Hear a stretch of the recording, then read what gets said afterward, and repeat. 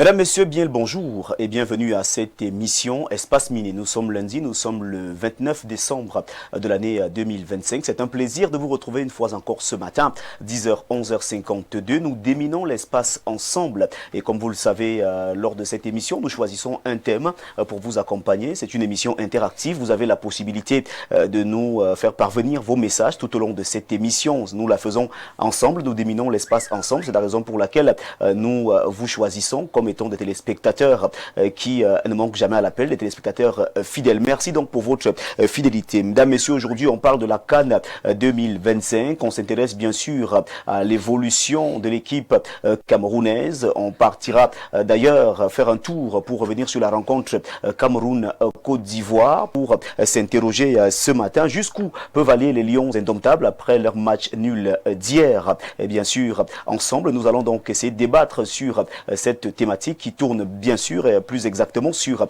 la Coupe d'Afrique des Nations qui se joue au Maroc. La participation des Lions indomptables à cette compétition internationale est donc à retrouver ce matin dans cette émission Espace Miné. Vos rubriques seront bien sûr au rendez-vous. Tout à l'heure, nous allons retrouver Joseph Patrick Bala pour la revue de presse. La dénonciation ne sera pas en reste ce matin. Vous faites bien de choisir Info TV pour vous informer.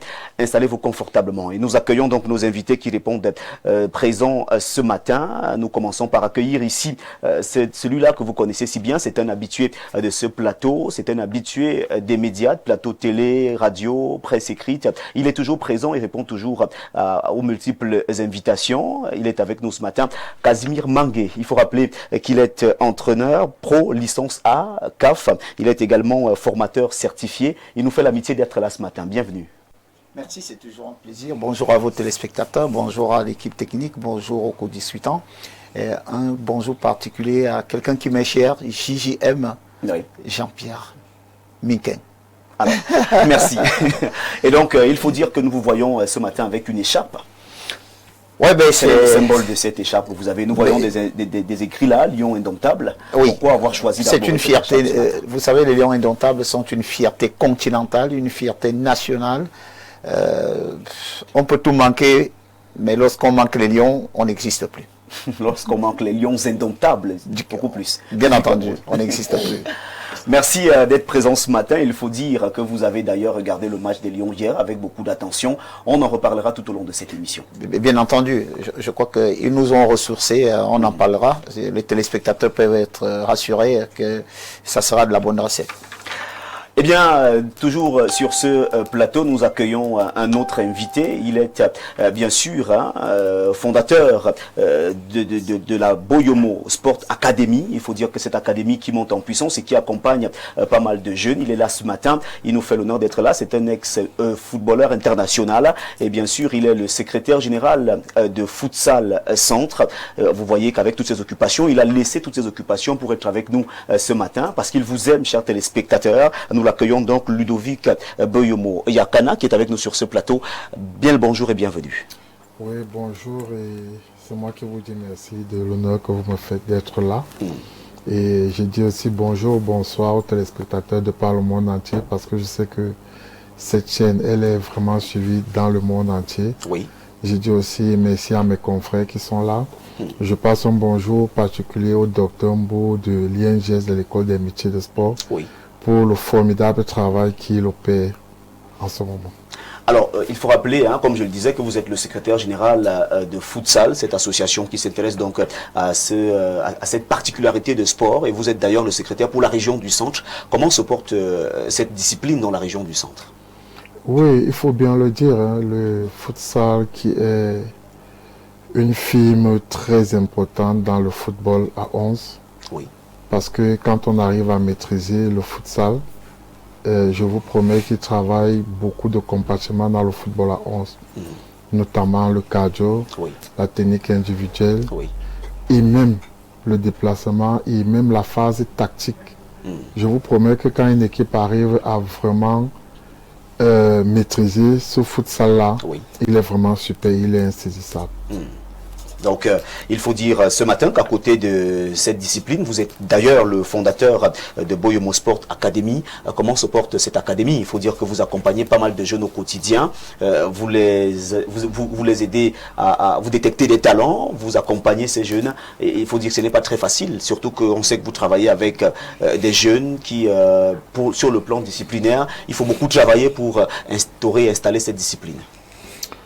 Oui, merci d'évoquer ce volet qui est très important. Déjà que ce n'est vraiment pas évident, comme vous le dites. Travailler avec les jeunes, c'est pas évident parce qu'il faut les comprendre, ils sont capricieux et tout. Oui. Mais comme nous le savons, le talent, il est vraiment capricieux. Alors du coup, j'ai une particularité dans mon académie, c'est que les inscriptions ne se font pas parce que j'ai un recrutement spécial. Okay. Et moi, j'ai eu la grâce de pouvoir jouer au football, me faire former sans débourser un 5 francs, et je ne permettrai pas que dans mon académie, que ce soit un volet qui soit actif. Donc du coup, mon recrutement, il est spécial. D'accord. Juste du talent et simplement le talent, rien que le talent qui prime. Merci beaucoup. Merci d'être là ce matin. Merci également d'accompagner ces jeunes. Ce qui attire notre attention, c'est que, bien sûr, dans votre académie, les jeunes ne déboursent pas 5 francs pour se faire former. C'est tout simplement magnifique. Oui, c'est vrai. J'ai préféré cette optique parce que, en observant un bon nombre de trucs, je me suis rendu compte que quand un athlète arrive ou alors débourse un 5 francs pour sa formation, il ne déploie plus le talent qu'il a. Il n'est plus assez concentré.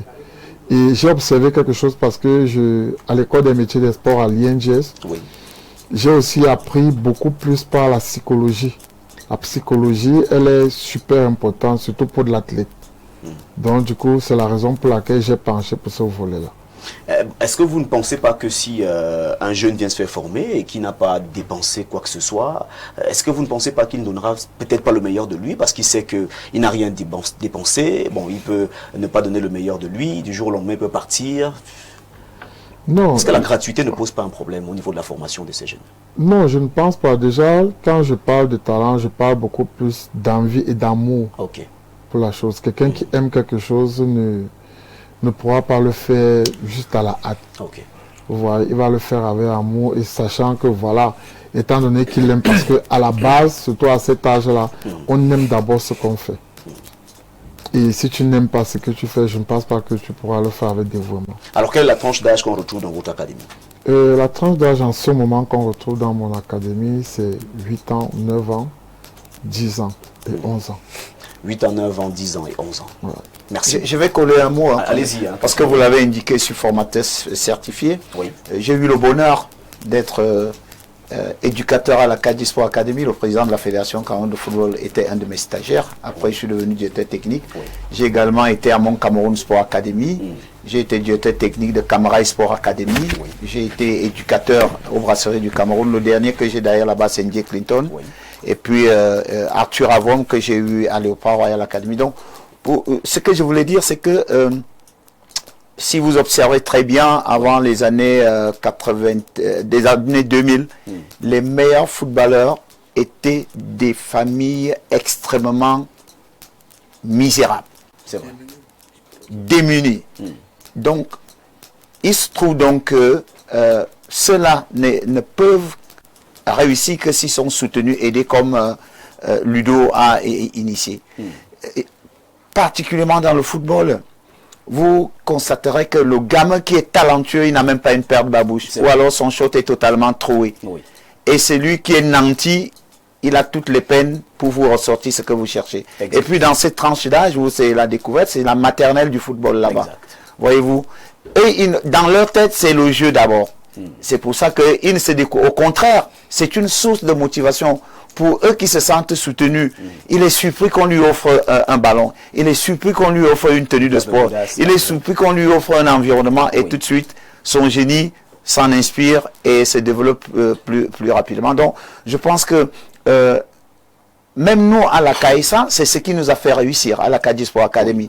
Nous avions une section de boursiers, c'est-à-dire, cela ne payait absolument rien. Je crois que ça va me coûter cher, ce que je vais dire tout à l'heure. Dès qu'on a intégré le camp d'entraînement intensif qui était devenu payant, petit à petit, CAISA était en train de prendre le chemin de la déroute. Parce que les Nkoulou, les Moukandje que nous avons à l'époque, c'était des garçons extrêmement talentueux. Oui. Ils séjournaient à Bekoko sans la moindre pièce dépensée. Et si j'ai bonne mémoire, je pense que c'est la dernière bonne graine. Oui, c'est la dernière bonne graine. Alors, dès qu'on a commencé à prendre les enfants du président de la République, du ministre, je ne sais pas d'où, de tel chef et de tel... Donc, eux, c'était le hamburger, le football, c'était pas leur problème, le sport, c'était... D'ailleurs, à un moment, c'était devenu comme un endroit réservé à ceux qui avaient beaucoup de moyens. Et ça a tout dénaturé. Donc, je pense que Ludo, moi, je voudrais vous tirer un coup de chapeau. Aujourd'hui, pour le football, il faut éviter d'amener les enfants à dépenser pour leur talent. Voyez-vous, il n'est pas évident dans un village, parce que les gens aussi, c'est une grosse erreur aujourd'hui, les gens pensent que le talentueux, le meilleur talentueux aujourd'hui, il est à Yaoundé, il est à Douala, il est à Bafoussam. Mais quand vous arrivez dans un village comme les Ngomapobu, bien à Bomban chez moi, c'est comme exactement l'orange que vous trouvez dans un champ, qui est beaucoup plus sucré que l'orange qu'on vous vend ici dans la rue. Donc les vrais talents sont dans les zones où il n'y a pratiquement que de la misère. Donc il n'y a pas de raison qu'à ces enfants talentueux, qu'on commence encore à faire des exigences. Quand vous demandez, par exemple aujourd'hui, il est question qu'un enfant débourse au moins 10 000 francs pour s'acquérir une licence de footballeur. Bon Dieu, avez-vous souvenance d'un parent au village qui peut débourser 10 000 francs parce qu'il veut que son enfant... Pas évident. Pas évident. Donc Ludo, je vous tire un coup de chapeau, vraiment, allez dans ce sens-là. Les bons footballeurs, ils sont majoritairement issus des familles extrêmement pauvres. Merci, merci de rajouter cela et nous allons tirer un coup de chapeau à Ludo qui accompagne ces jeunes au quotidien. Il faut dire que c'est tout simplement exceptionnel et nous sommes très ravis de t'avoir sur ce plateau ce matin. Je dois déjà d'emblée dire que nous allons échanger longuement sur le football que vous maîtrisez bien et c'est un plaisir d'être avec vous ce matin sur ce plateau. Certainement, vos tout petits sont en train de vous regarder quelque part. Oui, bien sûr, ils sont très évidents et ils sont très contents d'ailleurs et ils me l'ont dit. Avant de partir, en fait, moi je ne savais même pas que vous étiez regardé partout dans le monde. C'est juste, je pense 30 minutes avant que mon téléphone y crépite, me préside, me le pose, c'est comment et tout. Oui. C'est là que je me dis, ah, donc c'est du bon respect pour ce que vous faites. Alors là, vous avez emprunté le chemin du président de la Fédération camerounaise de football qui avait fondé un sport, qui était dans cette dynamique également. Tous ces garçons qui ont explosé n'avaient bénéficié que de l'entretien personnel du président de la Fédération camerounaise de football actuelle. Fonds de sport, on ne payait absolument rien. Oui. Et ça a permis aux enfants de développer leur génie parce qu'il n'y avait aucune pression. Au contraire, la pression était du côté du président de la Fédération camerounaise de football qui devait tout faire pour que ses enfants ne manquent ni à manger, ni à boire, ni là où dormir. Oui. Je pense que vous êtes sur une bonne trajectoire, tenez bon et même la nature vous récompensera. Merci. Je vais souligner quelque chose. Il faut bien le souligner parce que quand on parle des familles démunies, c'est pas pour dire que les familles aisées aussi ne peuvent pas ressortir du tout. Oui. Vous voyez, parce que on peut le dire ainsi et puis certains se sentent frustrés. C'est vrai. Non, loin de là. La BS Sport Academy accueille tout le monde. Elle accueille tout le monde, elle reçoit tout le monde. La seule chose qui est indiquée, précis et concis, c'est juste le talent en fait. Oui. Parce que j'ai une équipe avec moi de spécialistes, je ne suis pas le seul. Quand on arrive sur un dossier, on l'étudie, on prend acte, on prend connaissance et puis on arrive à une certaine conclusion. Il faut noter que vous commencez déjà à porter des fruits. Il y a certains de vos éléments qui explosent déjà de plus en plus. C'est tout simplement magnifique. Et une fois de plus, merci encore d'être là ce matin. Nous accueillons bien sûr un autre invité. Tous nos invités sont déjà présents ce matin. Il est journaliste. Il officie du côté du journal Le Messager, ce quotidien qui est très puissant sur le plan de l'information. Il est donc avec nous ce matin, Soulé Onoyo, qui est un habitué des plateaux de télé. Il répond toujours présent et ce matin il a répondu présent à notre invitation. Bien le bonjour et merci d'être là ce matin, Big Soul. Bon, vous disons bonjour, mon très cher ami.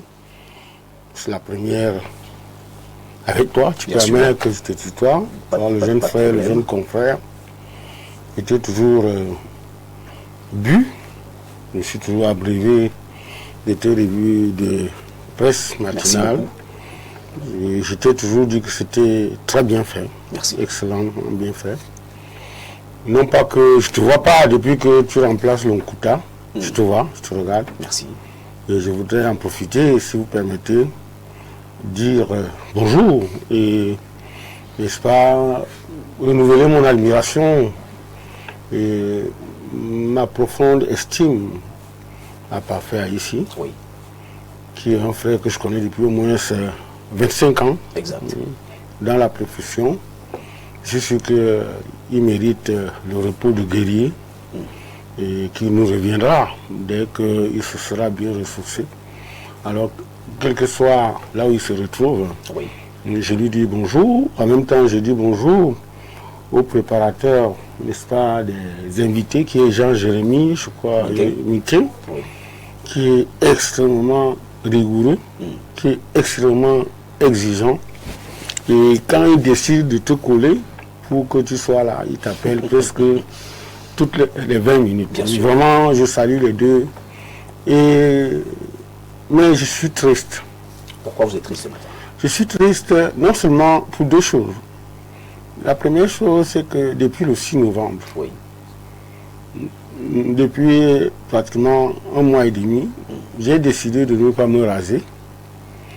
on peut le voir. Vous ne me connaissez pas comme ça. Alain Dou qui est là, c'est que je suis toujours bien rasé. Je ne suis pas rasé parce que j'ai dit que je me raserai rien que lorsque le président de la République aura fait le nouveau gouvernement. Alors c'est une révolte plus ou moins silencieuse, Oui. mais une révolte quand même. Parce que j'estime qu'on ne peut pas engager un premier mandat. Dis ce qu'on a dit lors du discours de prestation du serment, Oui, à faire le triomphe d'un mandat destiné aux enfants, aux jeunes et aux femmes. et aux femmes, et que d'ici quelques jours, qu'on fasse 7 ans d'un vieux gouvernement. Parce que le 4 janvier précisément, le gouvernement du 4 janvier 2019 aura fait 7 ans. C'est beaucoup, c'est trop. Surtout que en ce moment, les ministres ne travaillent plus. Beaucoup ont dépouillé leur bureau de tout ce qu'ils avaient. Il y en a même qui ont envahi, n'est-ce pas, les tradis praticiens. Certains ont importé les marabouts qui vivent dans les hôtels. Et sans oublier qu'il y en a qui dévastent même les forêts pygmées, forêts baka. Donc, il y a un peu un certain laxisme et une certaine inertie qui se sont établis dans les bureaux. Et ce n'est pas bon pour la République. La deuxième, si vous permettez, c'est que je ne comprends pas. Vous savez, avant de devenir éditorialiste et même journaliste politique, j'ai beaucoup œuvré dans le journalisme culturel. Oui. D'ailleurs, même Parfait ici, qui nous regarde, c'est que nous avons fait nos armes dans le journalisme culturel. Je ne comprends pas que jusqu'à maintenant, les restes mortuaires de Kembe Pesok continuent à se balader dans la nature. Ça fait très mal. Quand vous suivez cette histoire, vous vous dites, mais comment? Kembe Pesok est décédé en 2022. Il est enterré dans le caveau familial en juin 2022. Mais son deuxième mariage, son épouse qui est aux États-Unis, arrive, elle obtient elle va tromper le préfet du Fundi, elle obtient un arrêté préfectoral pour interner Kembe Pesok dans l'anonymat au cimetière de Nkolfulu. C'est-à-dire on exhume les restes de Kembe Pesok à l'omnisport du caveau familial dans la maison, dans son domaine, parce que la femme a présenté des faux documents. Jusqu'au moment où les filles de Kembe Pesok, parce qu'il a 2 filles, oui, Ariel Pesson Kembe et je crois Laïla, vous connaissez les fameux Rumta, oui, 1988-1994, qui ont fait rêver les jeunes, qui ont même, il y a beaucoup de jeunes enfants qui ont voulu chanter parce que voyant les Rumta. Malheureusement, le rêve a été brisé parce que Kembe Pesok a été entraîné dans un mariage, un deuxième mariage aux États-Unis avec une autre femme, avec qui il n'a pas fait d'enfant, mais qui a réussi l'espoir de présenter au préfet des faux actes des enfants de ses frères, machin, tout ça là. Des documents très faux. Et je vous le dis parce que journaliste de mon état, j'ai investigué, n'est-ce pas? Exact. Je suis allé voir le préfet. Oui. Le préfet m'a sorti un deuxième arrêté préfectoral qu'il a signé. Lorsqu'il s'est rendu compte, je vous montrerai le préfet, l'arrêté préfectoral quand on ne sera plus ici, mais je sais que je l'ai, n'est-ce pas?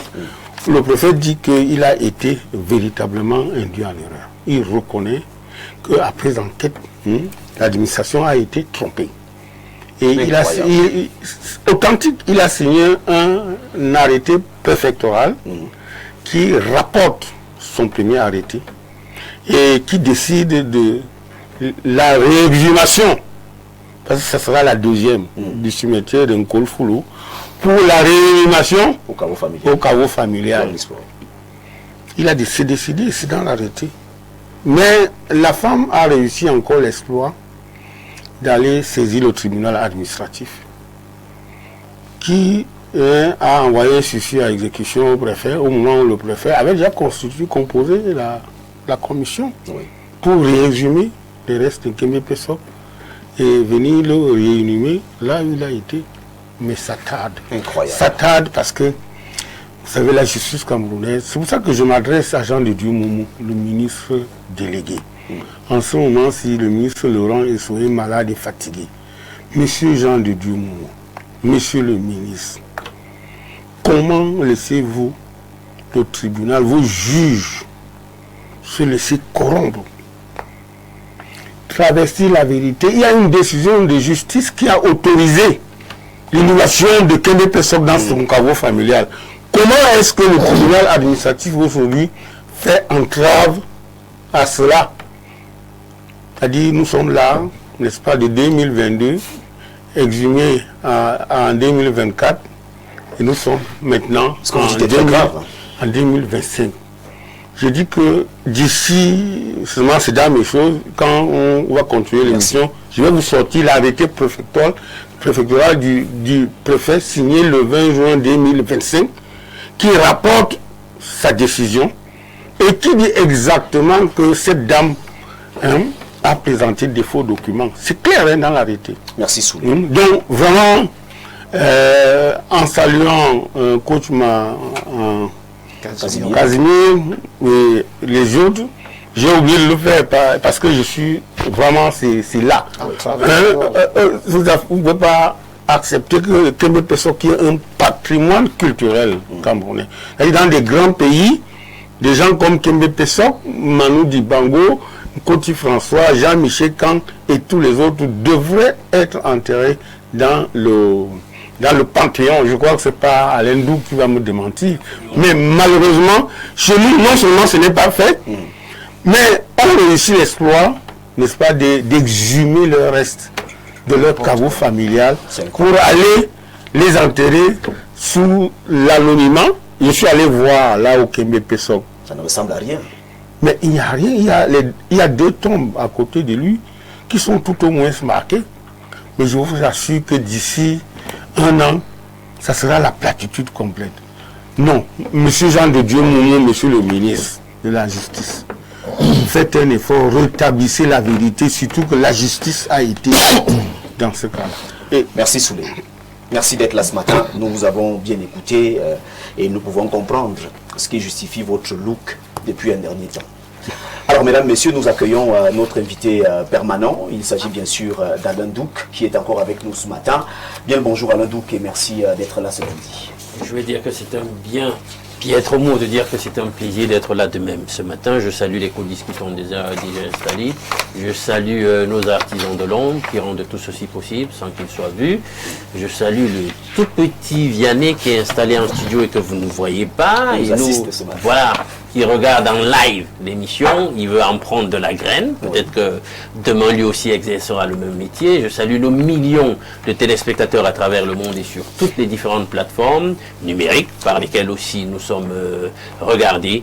Et je pense que je salue une de nos téléspectatrices de façon particulière parce qu'elle a insisté que je le fasse sur ma page, Monique Donfac, qui est très fidélisé à ce programme. Je salue de même un couple ami qui vient d'avoir le bonheur, il n'y a pas longtemps, d'avoir une progéniture. C'est le couple B.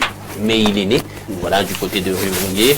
Et dès que tu dis ça, je te repasse la parole et je pense qu'on va passer un bon moment de télé. Alors Alain Douc, je rappelle que vous êtes auteur et écrivain. Il y a pas mal de téléspectateurs qui m'ont envoyé des messages, m'ont posé la question à quand la cérémonie des dédicaces de votre ouvrage? Voilà. La cérémonie de dédicace, il faut dire que la maison d'édition Éclosion est actuellement en congé. Voilà. Donc Christelle Noah, Madame Christelle Noah et ses équipes seront de retour après le 2 janvier de l'an grégorien. Immédiatement après, toute la machine de la communication, etc., l'organisation des dédicaces, toute l'activité va reprendre dès qu'elle revient de congé. Merci pour ces précisions. Je pense que nos téléspectateurs ont la bonne information dès à présent, mais il faut dire que le livre est déjà disponible. Mais le livre, lui, si vous voulez absolument l'avoir sur le moment, il est disponible. J'ai partagé les supports où il y a les informations sur les contacts utiles, etc. Merci. Eh bien, nous sommes encore avec vous ce matin. Après avoir accueilli nos invités, nous allons recevoir dans un court instant seulement Joseph Patrick Bala pour l'instant de la revue de presse. Le temps pour nous de souhaiter joyeux anniversaire à Julien Faël et Sama, qui est donc né le 29 décembre 2024 à Yaoundé. Il souffle donc sa deuxième bougie. Le partage du gâteau aura lieu samedi 3 janvier 2026 au domicile de ses parents, 6 au quartier Newton, derrière l'hôpital du district de Mbalmayo, à partir de 15 heures très précises. Le petit Faël qui a donc 2 ans et qui souffle donc sa deuxième bougie. Joyeux anniversaire au petit Faël et bien de choses aux parents. Mesdames, messieurs, après cet anniversaire, nous faisons le plaisir et le bonheur d'accueillir ici et maintenant sans transition Joseph Patrick Bala qui est déjà confortablement installé sur ce plateau. Bien le bonjour, JPB. Bien le bonjour TVB, bien le bonjour à tous les nombreux téléspectateurs de cette chaîne, singulièrement de ce programme. Bonjour aux panélistes, heureux d'être là ce matin. Vous avez une magnifique cravate. Oui, du rouge. Le choix a été fait par... Non, le choix a été fait par moi. D'accord. Ouais. Et pourquoi avoir choisi du rouge pour attaquer le lundi? Oui, il faut commencer le lundi en beauté. Généralement, le rouge ressort naturellement... le caractère élégant de la veste. Donc, puis la vitalité dans le symbolisme des couleurs. Naturellement. Voilà. Et puis... d'attaque. Oui. Bon, il y a un téléspectateur qui m'a demandé si je ne suis pas déjà à la CAN. Non, je n'y suis pas. Thomas Dakin dira à ma place. Parce que vous aimez vos téléspectateurs? Non, avis médical. Je ne peux malheureusement pas faire le déplacement. Je ne peux pas voyager. Vous auriez dû donner votre billet au voisin ou à votre cousin qui aurait bien voulu passer de bons moments au Maroc. Bon, de toutes les façons, c'est que vous restez professionnel. Oui. Vous mieux envoyer un collègue qui pourra faire le job pour Info TV. Non, c'est mieux d'envoyer un collègue qui va faire le travail. Je pense que votre santé a permis aux téléspectatrices qui aiment bien vous voir tous les matins à 6h45 et à 10h d'être encore avec vous et d'être scotché à l'instant pour contempler Joseph Patrick Bala. De plus en plus, j'apprécie cette idée. Téléspectatrice, c'est très important, très intéressant. Bon, de toutes les façons, nous sommes là. C'est également l'occasion d'être en famille. Vous savez que la fin d'année approche, nous sommes qu'à 2 jours justement de la nouvelle année 2026. Donc c'est aussi important d'être avec la famille et ça permet de resserrer les liens. Si, du moins, si on restait bien sûr dans le sillage africain, j'allais te dire que les membres de ta famille n'ont pas voulu que tu ailles et t'ont filé une petite maladie. Non, en tu fait, restes avec eux. En fait, je voulais faire la tétutesse. La vérité, c'est que je voulais faire la tétutesse. Le médecin n'avait pas donné son avis pour le voyage. Bon, j'ai juste voulu insister. Bon, il a dit qu'il se désengageait. Donc, le PDG a bien voulu me demander de respecter la vie médicale. Il était mieux de respecter la vie médicale. Merci, Joseph Bala. Ça n'a pas été facile, mais bon. Oui, mais c'est important. La santé avant tout. Les voyages, c'est tout le temps. Merci. Et donc, lorsque vous êtes confortablement installé à 10h sur Info TV, c'est parce que vous êtes là pour nous amener en kiosque. Que disent les journaux ce matin? Eh bien, on va ouvrir, non pas par le journal Maison, qui ne paraît pas aujourd'hui. On va commencer par le journal Cameroun Tribune, que gère Marie-Claire Nana, qui est en kiosque. Une fois n'est pas coutume. Le journal parle de cette rencontre de la CAN, la Coupe d'Afrique des Nations, et ce match nul Cameroun-Côte d'Ivoire, avec la belle copie rendue par les Lions indomptables hier face aux éléphants de la Côte d'Ivoire. Cameroun Tribune de Marie-Claire Nana, dans sa parution de ce 29 décembre, parle d'un duel qui a tenu toutes ses promesses dans le groupe F. La jeune et vaillante équipe du Cameroun a su donner la réplique aux champions en titre ivoiriens.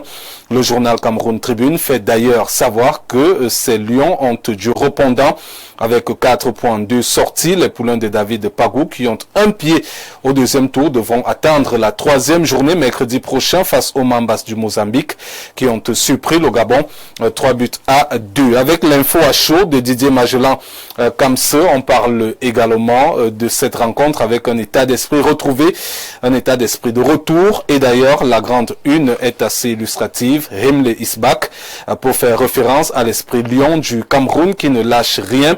Les détails sont à retrouver à la page 12 de ce journal. Pour Aman Manal, au quotidien Le Jour, le Cameroun a tenu tête au tenant du titre, un champion que David Pagou et ses poulains ont regardé droit dans les yeux. Restons avec Aman Mana, mais quittons les terrains de football et le sport pour la politique, notamment la crise post-électorale. Le projet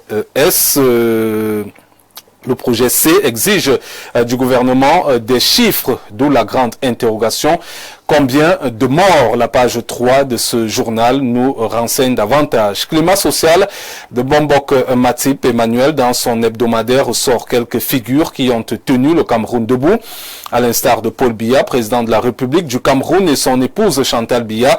Dans ce classement, le PDG du groupe La Météo, qui regroupe la télévision Info TV, la presse écrite, Info Matin et La Météo, occupent le 3e rang avec un impact considérable dans l'univers médiatique au Cameroun.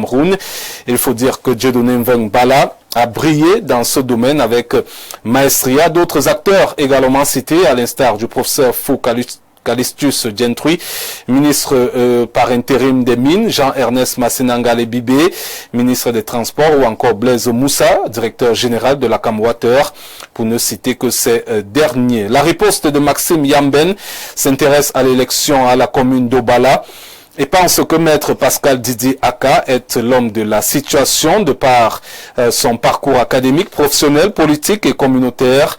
Le journal le décrit comme le profil idéal d'un leader crédible, préparé et résolument tourné vers le développement durable et inclusif de la commune d'Obala. Il s'agit tout simplement, selon Maxime Yamben, du meilleur profil en ce moment pour prendre la tête de la mairie. Terminons avec l'œil du Sahel de Guibaï Gatama qui nous fait savoir ce matin que les bâtiments du lycée technique de Marois ont été scellés. Plus de détails à retrouver à la page 3.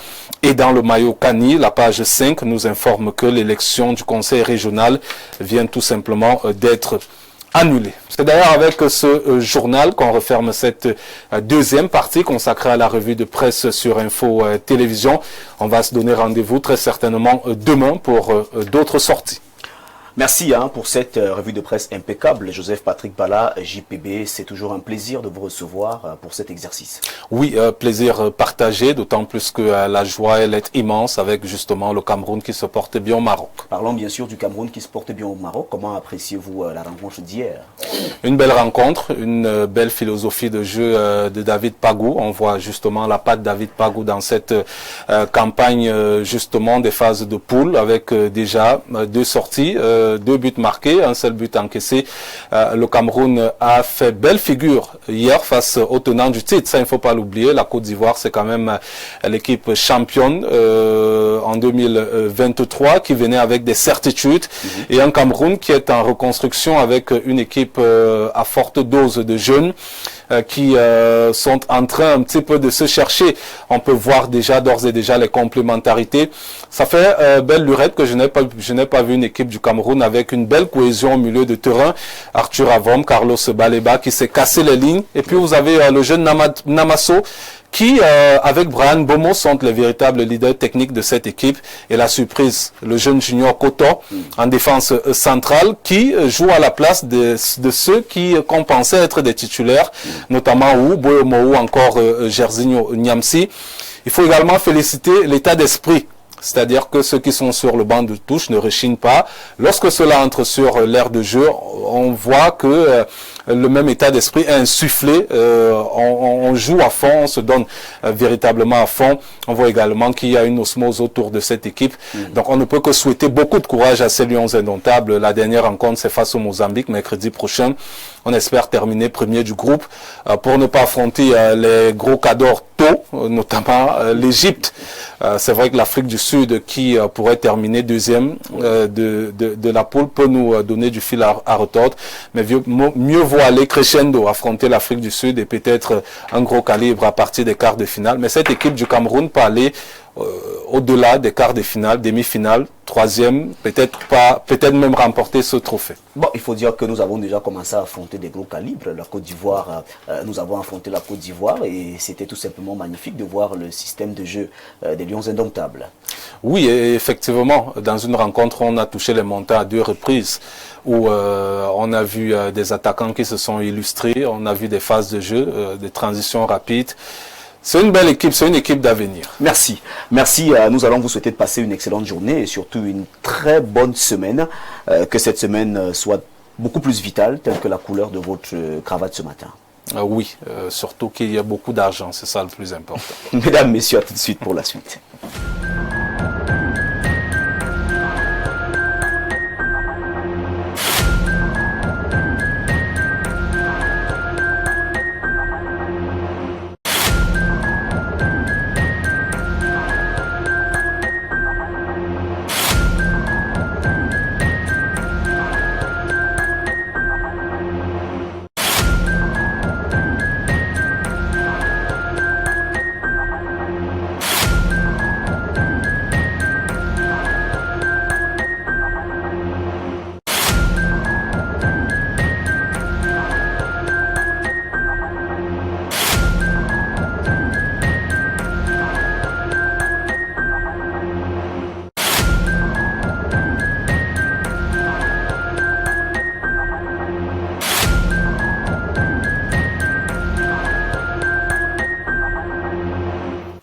Eh bien, nous sommes de retour sur le plateau d'Espace Miné après la revue de presse sur cette émission avec bien sûr Joseph Patrick Bala. C'est le temps de la dénonciation qui porte d'ailleurs l'estampille d'Alain Douc. La dénonciation de ce matin porte sur cette espèce de spoliation que subit le pays au sujet de ces minéraux, de ces ressources du sous-sol. C'est gravissime. Je me suis fait épingler. Oui. Très péjorativement, agressé carrément, quand j'ai relis une information qui, dans l'écosystème journalistique, est connue de tous. Mais là, on s'est même permis de m'insulter à ce sujet. Mais je vais revenir là-dessus. Alors, le Cameroun subit une hémorragie des ressources aurifères avec des exportations illégales massives qui privent le trésor public de revenus essentiels. Selon le rapport 2023 de l'initiative sur la transparence des industries extractives, autant pour moi, vous savez, je suis un peu enrhumé, présenté à Yaoundé le 10 décembre 2025, près de 15,2 tonnes d'or ont quitté le pays de manière non déclarée cette année-là, dont plus de 90% à destination des Émirats Arabes Unis. Cerise sur le gâteau, justement, en 2023, la douane a déclaré 22,2 kg d'exportation d'or, tandis que les statistiques internationales indiquent 15,2 tonnes, donc plus de 90%, en direction des Émirats Arabes Unis. Donc là, c'est un rapport de l'initiative sur la transparence des industries extractives. ITI. Merci pour la lecture de ce rapport. On parle bien sûr de nos ressources. On parle du sous-sol camerounais. Eh bien, c'est assez grave ce que vous venez de lire là en ce moment. Il est important que nous puissions nous arrêter là-dessus, un tant soit peu. Casimir Mangué, vous avez écouté cette dénonciation d'Alain Douc qui s'intéresse bien sûr à nos ressources de sous-sol camerounais qui est spolié d'après le rapport de l'ITIE. Quel est votre regard? Mais je suis animé d'un sentiment de tristesse de voir ceux qui sont censés être plus marqués par cette indélicatesse se manifester, de les voir dans un silence cadavérique. On a du mal à comprendre comment on peut rester indifférent face à pareil scandale. Je n'exagère pas de dire que c'est un scandale. Est-ce toujours pour des intérêts extrêmement égoïstes qu'on reste indifférent? N'a-t-on plus cet esprit patriotique qui voudrait qu'on se dise le Cameroun nous appartient tous, il ne faudrait pas qu'on le dilapide. Donc, moi je suis extrêmement outré de me rendre compte que ceux qui sont mieux placés pour tirer la sonnette d'alarme restent indifférents. Vraiment, je voudrais profiter pour féliciter mon jeune compatriote qui a pu ressortir avec la profondeur de son corps cette stupidité. C'est pas exagéré de le dire. Donc je pense que c'est un scandale et j'attends voir la réaction de nos dirigeants, parce qu'il n'est pas acceptable que le sous-sol camerounais soit traité de cette manière-là. Oui, il n'est pas acceptable que le sous-sol camerounais soit traité de cette manière-là. Souléon Yolo, vous êtes au fait de l'actualité, le rapport de l'ITIE qui est présenté. On parle bien sûr de cette spoliation du sous-sol camerounais, nos richesses, les richesses de nos mines que nous avons. Il est important de dire ce matin qu'il est temps de tirer la sonnette d'alarme. Oui. Je crois que pour compléter l'information d'Alain Douc, je crois que c'est le contraste. Parce que les autorités camerounaises déclarent avoir exporté 22 kg d'or en 2023. Mais rien que les Arabes, les Émirats Arabes Unis déclarent avoir importé 25,2 tonnes, soit un manque à gagner d'environ 165 milliards de francs CFA. Comment expliquer que vous dites que vous avez exporté à peine 22 kg, mais là-bas on parle de 25 tonnes. Dans ma source, c'est 15,2, je crois. Pardon? Je dis dans ma source, c'est 15, on parle de 15 tonnes. En tout cas, la question n'est pas là, c'est toujours que le gap est extrêmement dangereux. Maintenant, on a quand même une société, je crois, Sonanimé ou Sonamine. Voilà. Mais est-ce qu'il n'y a pas de stratégie mise en place pour contrôler la sortie de cet or-là? Deuxièmement, est-ce que cet or qui est sorti de façon clandestine, ou alors c'est un peu de la fémania? Parce que ça ressemble étrangement à l'affaire Greencore. Où on déclare ceci, mais les gars vous disent que non, nous on a soudoyé les Camerounais. Jusqu'à aujourd'hui, c'est là. Et tout cela est dû aussi au fait qu'au Cameroun, il y a beaucoup de sous-traitance. Il y a beaucoup de gens qui ont des permis à gauche, à droite, mais en réalité, quand vous regardez de plus près, vous vous rendez compte qu'ils font de la sous-traitance. Il y a beaucoup de gens. Et puis, les frontières camerounaises sont poreuses. En ce sens que, les gars, il suffit de payer à tous les postes, que ce soit de douane, de la police, et puis vous partez tranquillement avec. Et ça ramène au goût du jour, n'est-ce pas, la pensée philosophique du professeur Feu Mono Ndiana, qui parlait du mapartisme. Oui.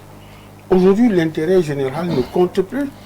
Les gens, n'est-ce pas, pour peu qu'ils ont leur part, mais ils peuvent vendre le Cameroun en francs symboliques.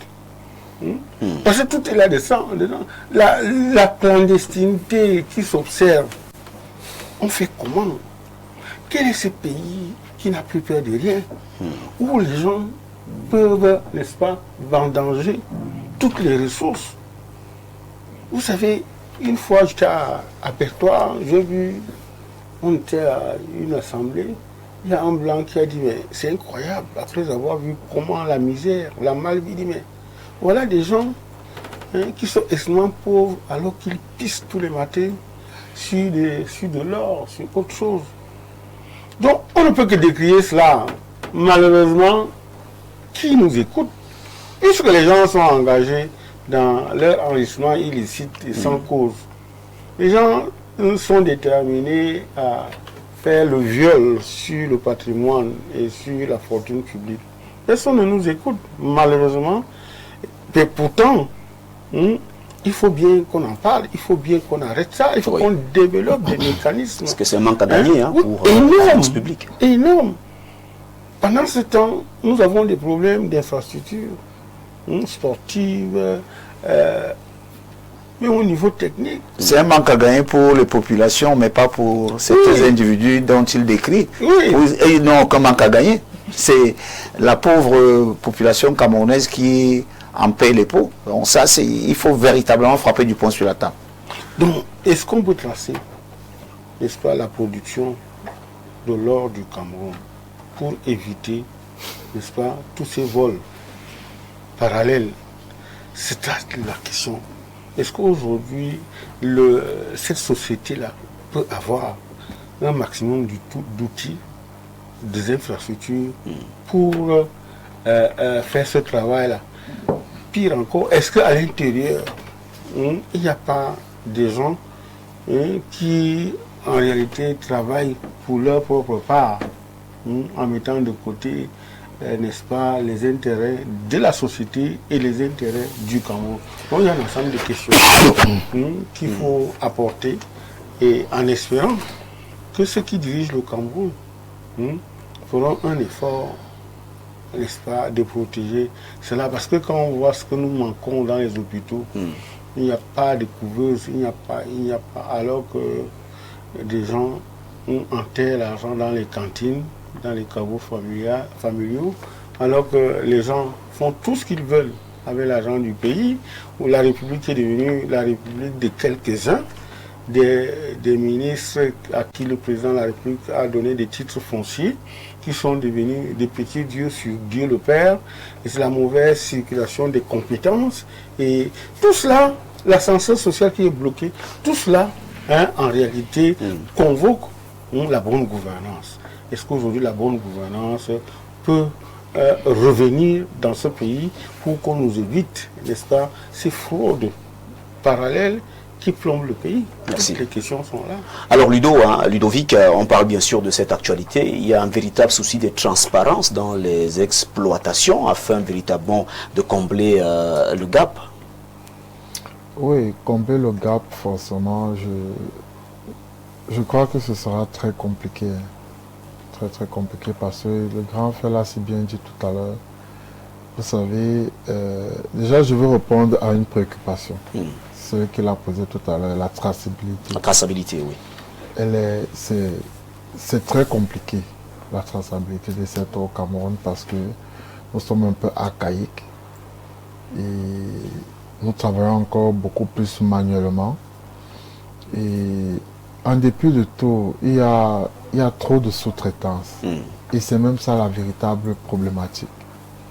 Parce que quand on pourra finir peut-être de faire les totaux de tout ce qu'on a eu à faire, et que les uns et les autres se permettent de gérer à leur guise, alors il n'est pas étonnant qu'on suive des résultats pareils. Donc moi je pense que c'est du tout pas évident. La seule chose qu'on peut faire, c'est peut-être essayer de voir la mesure dans laquelle les gens peuvent travailler consciencieusement. Essayer de se dire, voilà, s'il y en a pour un, il peut avoir pour plusieurs, et puis essayons de travailler. Parce que le grand frère l'a dit tout à l'heure, quand les gens travaillent, ils ne pensent qu'à eux. C'est compliqué. C'est très compliqué. Il faut essayer de voir dans tous les paramètres. Parce que quand vous allez dans les hôpitaux aujourd'hui, c'est terrible. Les zones retirées encore, c'est grave. Pour ne que citer ça. Donc du coup, c'est pas évident. C'est pas évident du tout. Merci Ludovic. Eh bien, Alain Douk, nous revenons d'ailleurs sur cette information ce matin pour préciser que le rapport ITIE recommande notamment de renforcer le contrôle aux frontières, d'identifier et démanteler les circuits illégaux, d'améliorer la coordination entre les différentes institutions concernées, à savoir les ministères, la SONAMINE et les douanes, ainsi que de clarifier leur rôle afin d'assurer une meilleure traçabilité de l'or camerounais. D'après, bien sûr, ces recommandations de l'ITIE, est-ce qu'on peut dire que si tout ceci est respecté, on pourra véritablement avoir une traçabilité et mieux maîtriser le circuit de l'or camerounais? Ce sont des propositions techniques, je veux croire que ça peut marcher. Mais si le logiciel fondamental est mauvais, toutes les propositions seront contournées. N'oubliez pas qu'en mars 2024, déjà, on a été justement suspendu pendant un bon moment de cette initiative-là sur la transparence. Oui. En mars 2024, on avait été suspendu. Donc, pourquoi on a été suspendu? Peut-être qu'il y a un crypto-message à discerner de cette situation de suspension à cette époque-là. Et le message ici serait quoi? Qu'il y a une volonté assumée d'occultation. C'est-à-dire qu'on ne veut pas que les choses se passent de façon transparente. Mais le problème est donc là.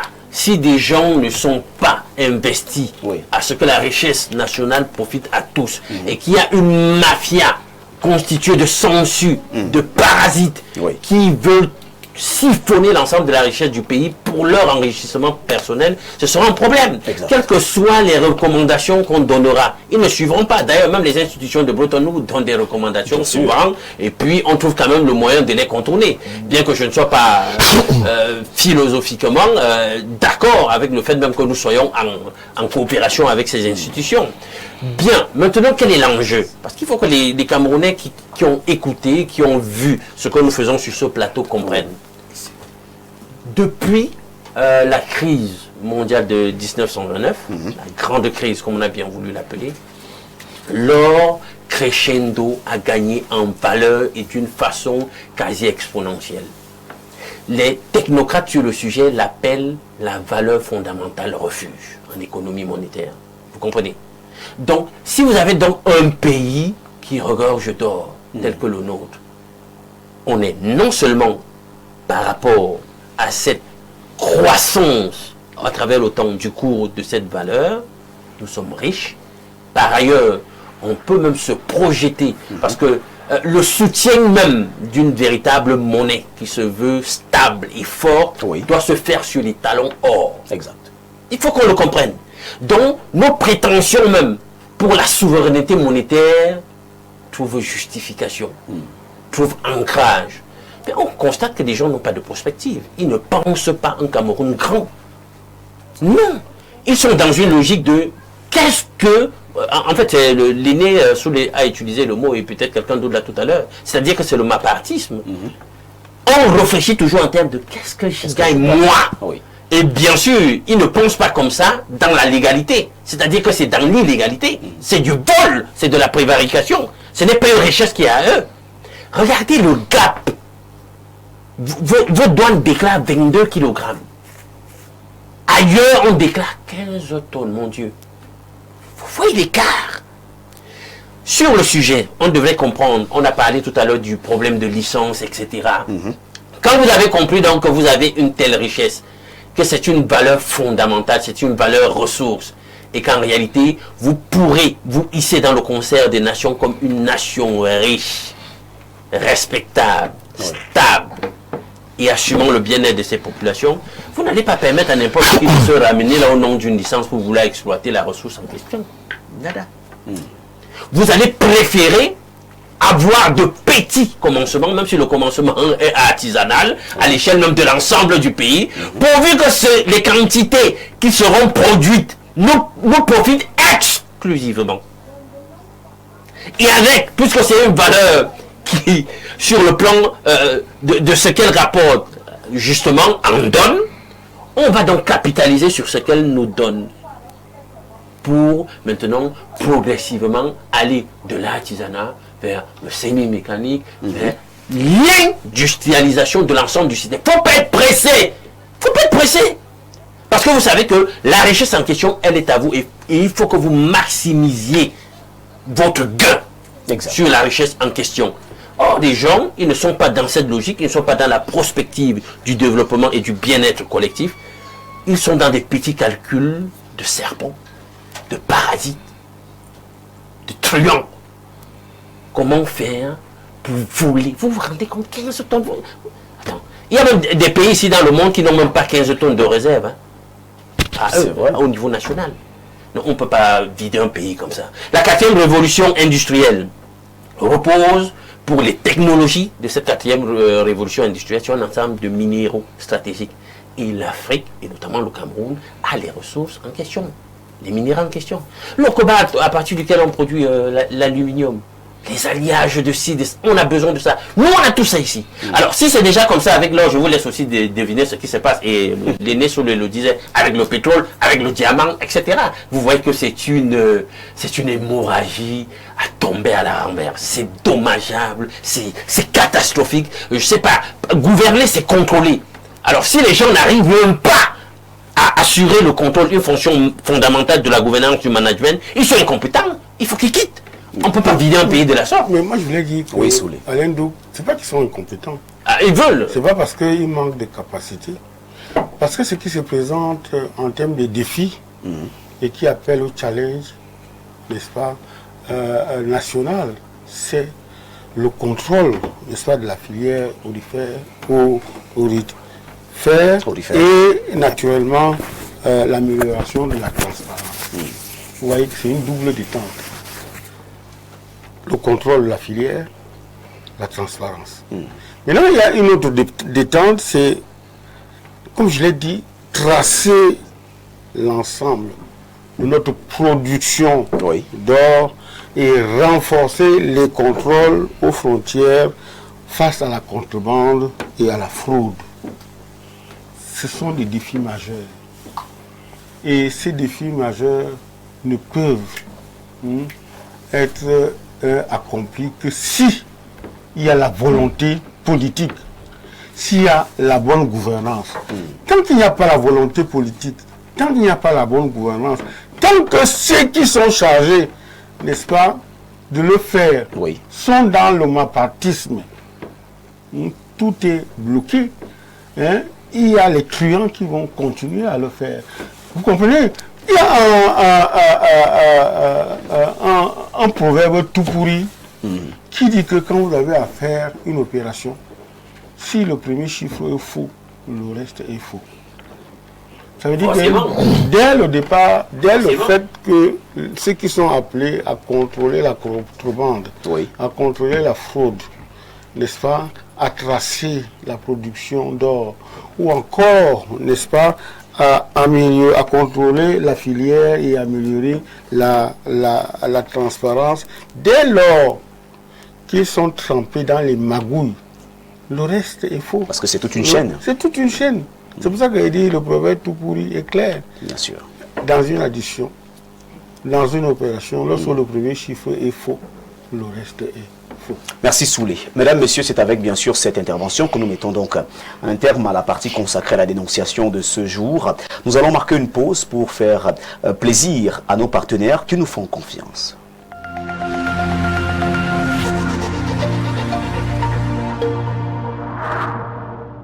Processus rigoureux de filtrage et d'analyse, ce qui vous permet d'étancher votre soif en toute sécurité. Buvez l'eau minérale Bonis, buvez la vie.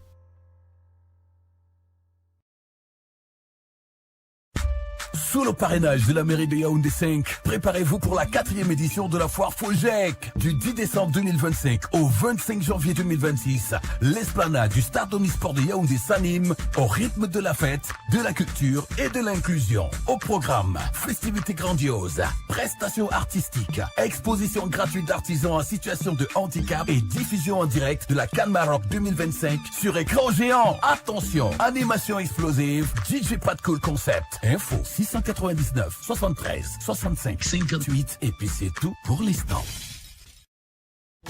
Bienvenue au Welcome Gardens Hotel. Ici, chaque instant est une invitation à l'évasion. Niché au cœur de soi, à quelques minutes de l'université de Yaoundé 2, le Welcome Garden Hotel vous ouvre les portes d'un lieu où la nature et l'élégance se rencontrent. Réveillez-vous dans une chambre raffinée, baignée de lumière et pensée pour votre confort. Promenez-vous dans nos allées verdoyantes et plongez dans notre piscine géante à 2 bassins. Côté affaires, nos salles modernes de séminaires et de réunions offrent bien plus qu'un cadre de travail. Elles stimulent vos idées et subliment vos rencontres professionnelles. Côté célébration, nos somptueuses salles de mariage et de réception transforment vos moments précieux en souvenirs éternels. Côté bien-être, laissez-vous choyer dans notre institut de beauté. Évacuez le stress dans notre salle de sport, puis détendez-vous au sport bar autour d'un cocktail, d'un tournoi de billard ou d'une soirée after work. Chaque détail du Welcome Garden Hotel respire hospitalité et raffinement. Ici, tout est pensé pour que vous vous sentiez ailleurs, mais mieux que partout ailleurs. Welcome Garden Hotel, votre jardin secret. Contact 694 34 21 33 676 73 59.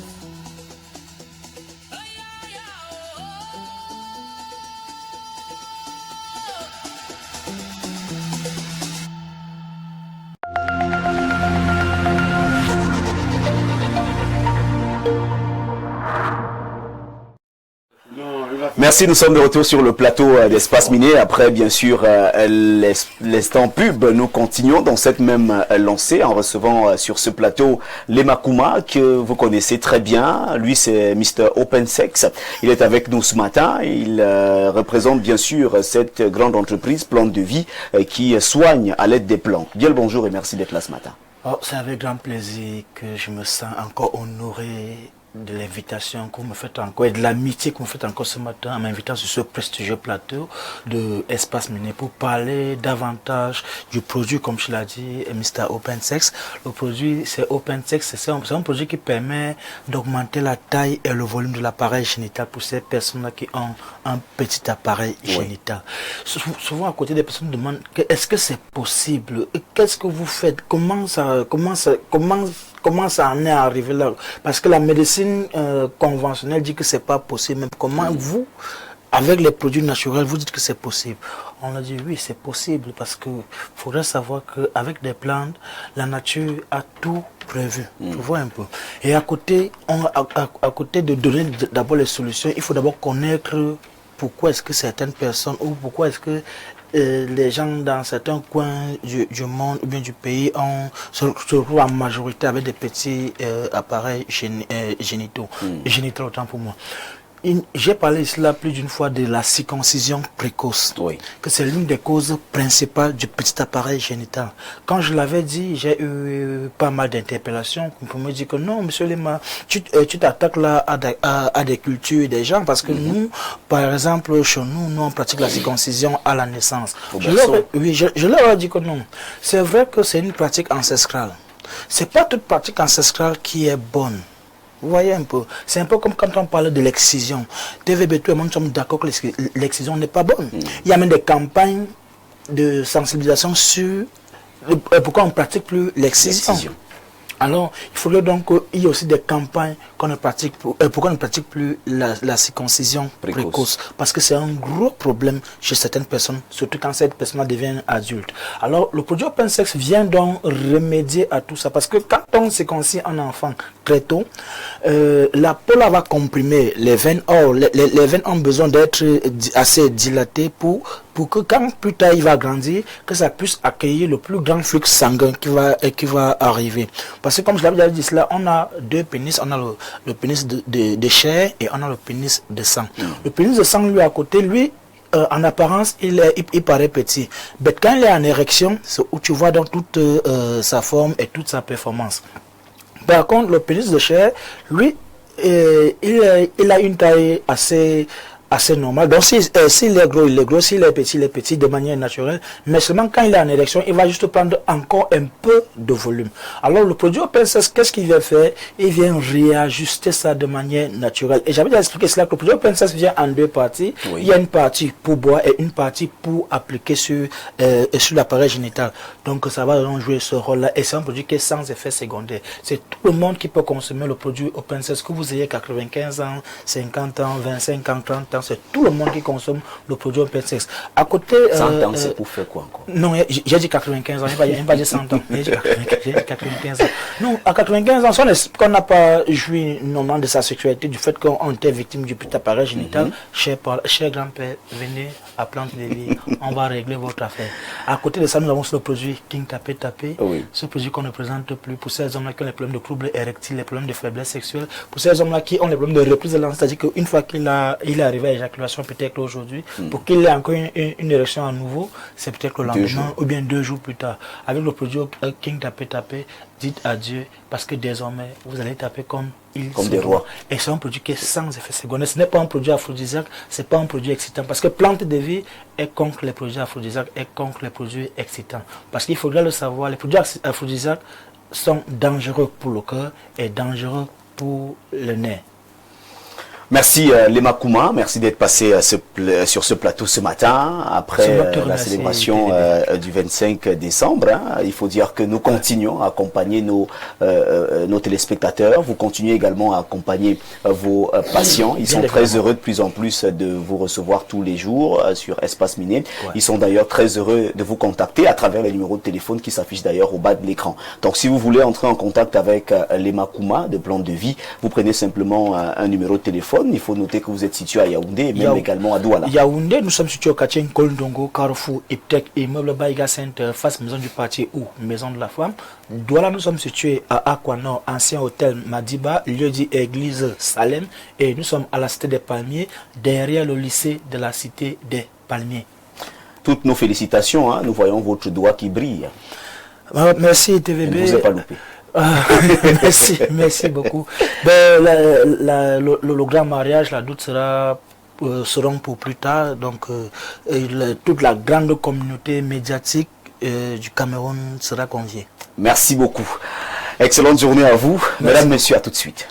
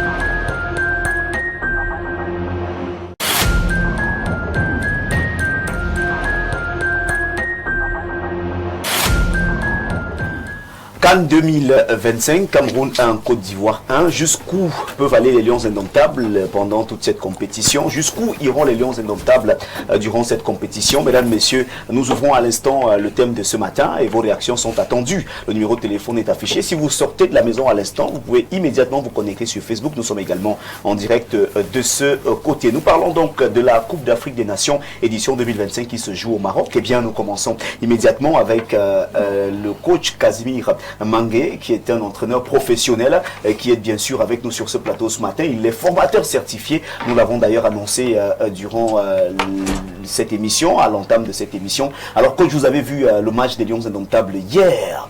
Quelle est votre réaction lorsque vous avez passé plus de 90 minutes devant votre écran à observer sur le plan tactique, sur le plan technique, le jeu des Lions indomptables? Quelle est votre réaction après la sortie d'hier? Il faut noter que c'était d'ailleurs la deuxième sortie. Parlons de la CAN 2025. C'est d'abord un sentiment de satisfaction. Ça faisait très longtemps, on n'avait plus jamais vu une équipe dégager autant de détermination dans une rencontre. On a désormais une équipe avec beaucoup plus de certitude. Oui. Et c'est le véritable paradoxe parce que c'est un groupe qui est en train de se refaire. Trouver des repères avec de nouveaux éléments, c'est pas donné. Mais c'est l'état d'esprit qui caractérise les Lions indomptables qui ont toujours fait plaisir à la nation. Il faut s'en réjouir parce que depuis plusieurs années, on n'avait plus retrouvé une équipe conquérante. Certainement, des Kotikara à la rencontre, mais ce qui a été, comme on avait dit, le référentiel, c'est l'état d'esprit des Lions indomptables. Certainement, ils se sont inspirés de l'audace du président de la Fédération camerounaise de football. Faudrait qu'on en parle. Oui, je crois que quand vous regardez Lyon aujourd'hui, c'est une équipe audacieuse qui me rappelle les propos du président de la République à l'extrême nord. Vous voyez les yeux dans les yeux.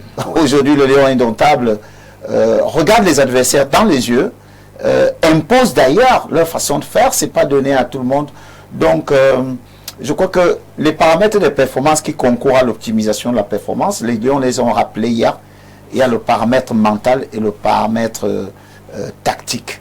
On a vu une équipe camerounaise très envieuse, très déterminée, engagée, prête à en découdre avec n'importe qui. Répéter des efforts à haute intensité, Ludovic vous le dira, c'est pas donné à tout le monde. D'ailleurs, ils ont réussi à imposer leur façon de faire aux adversaires.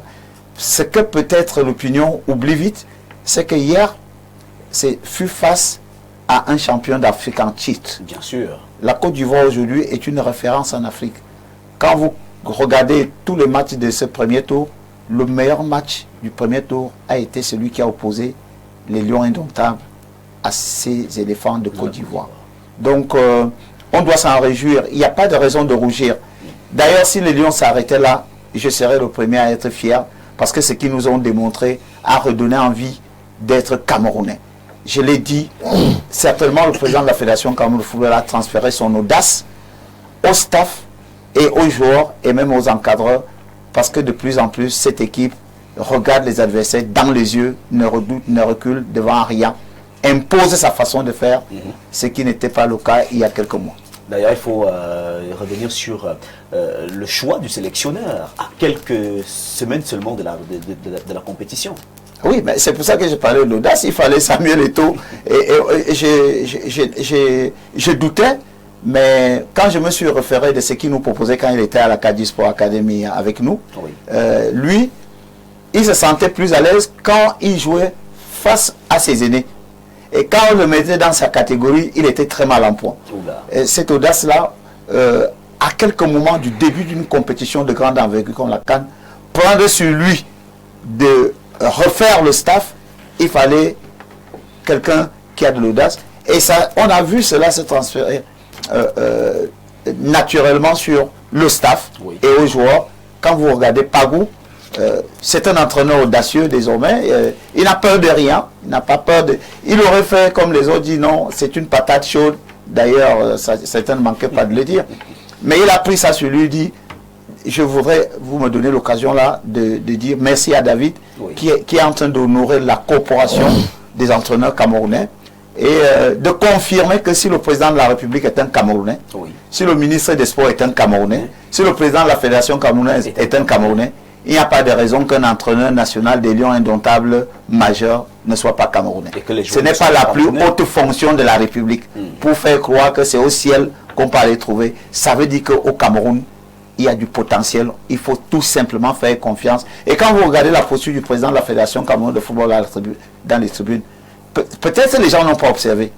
Ça devient de plus en plus une posture de responsable.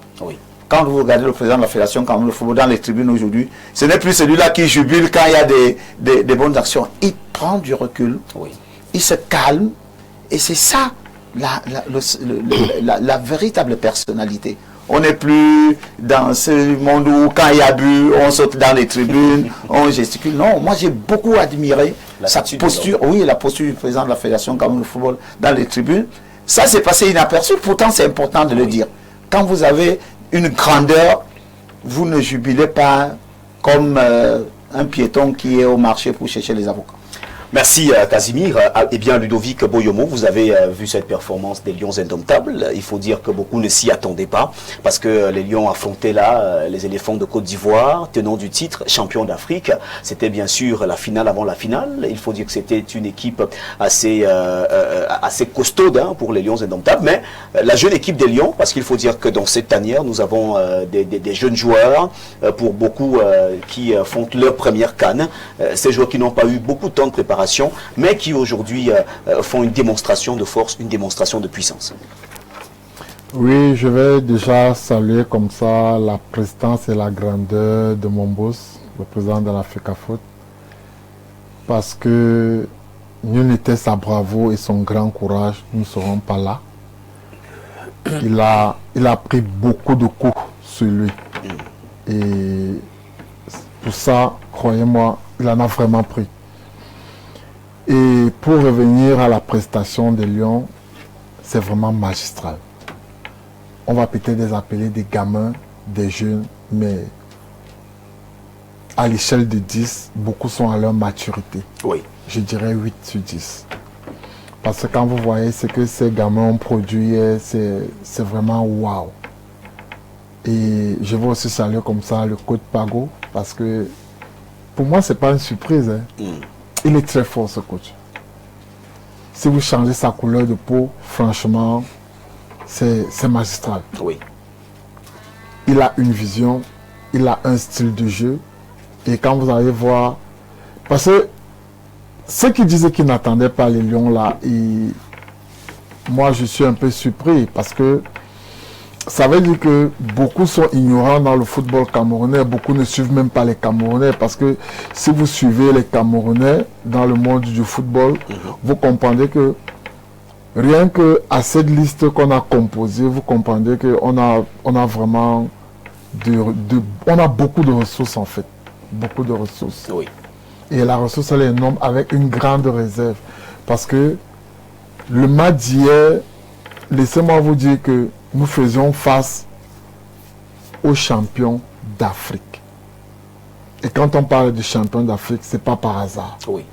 Qu'on le veuille ou pas, laissons les petites querelles du quartier, des réseaux sociaux et tout, mais la Côte d'Ivoire, elle est forte. Qui était à 10 matchs sans défaite.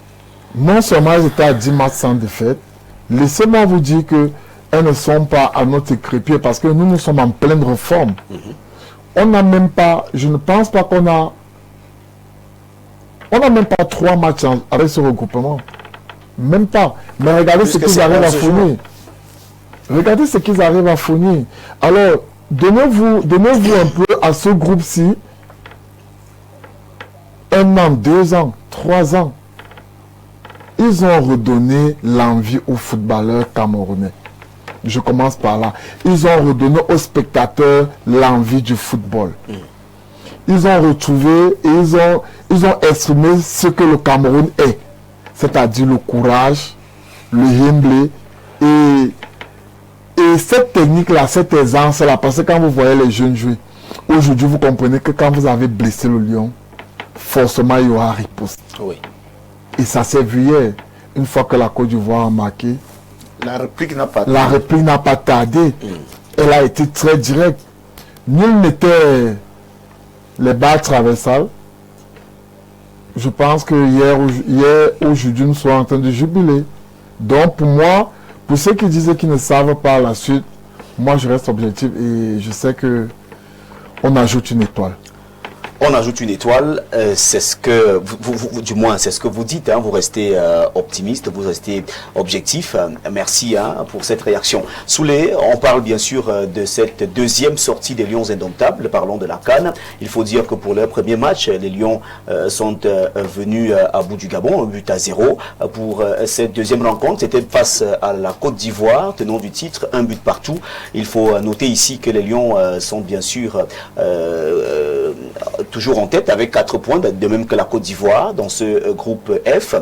Jusqu'où peuvent aller les Lions indomptables lorsque vous observez sur le plan tactique, sur le plan technique, les Lions jouer sur le terrain, l'esprit qui anime ces Lions indomptables. L'entraîneur sélectionneur a dit que les Lions vont se reposer pendant une journée et puis vont reprendre les entraînements plus tard pour mieux se préparer à affronter l'équipe du Mozambique. Quel est votre regard lorsque vous regardez aujourd'hui les Lions indomptables sur le terrain au Maroc? Quand vous prenez la frappe de Koufani, un bon coach sait que ça, c'est le poison. Oui.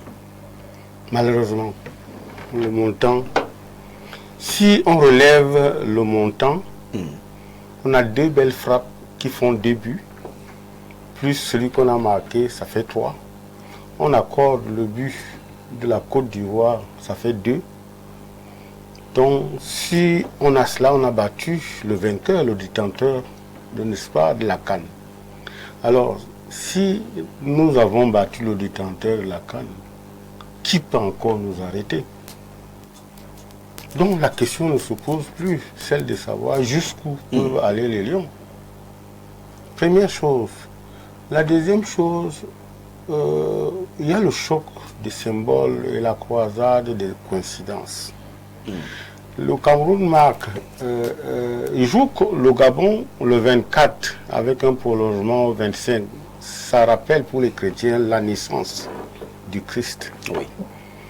Donc cette équipe de Pagou est une naissance ou alors une renaissance de l'équipe nationale des Lions indomptables. Et je suis content de savoir que Pagou estime, en fait, il a déclaré qu'il dédiait cette victoire à Dieu. Oui. Ça veut dire que Dieu est dans la tanière. Des Lions indomptables. Des Lions indomptables. Donc il y a le spirituel qui joue. Parlant du spirituel, je voudrais reprendre pour mon compte oui. une déclaration du coach Kazmi Mangé qui dit que cette équipe est en phase avec la nature. Je ne sais pas, il se souvient de la voix dit, pour montrer à quel point il y a un certain nombre de choses qui marchent. Oui. Maintenant, il y a une question fondamentale. Nous sommes en plein dans la transition intergénérationnelle. Ça fait pas 2 mois que cette équipe joue ce qu'elle a joué. Et tout est toujours présent la Fédé. L'Africa Foot existe encore. Ces joueurs-là ne sont pas sortis de Mars. Ça veut dire qu'il y a quelque chose qui n'a pas marché depuis. Et si c'est cette chose qui n'a pas marché, est-ce que c'est la gangrène qu'on a extirpée qui libère aujourd'hui les Lions? Ça, c'est une autre question.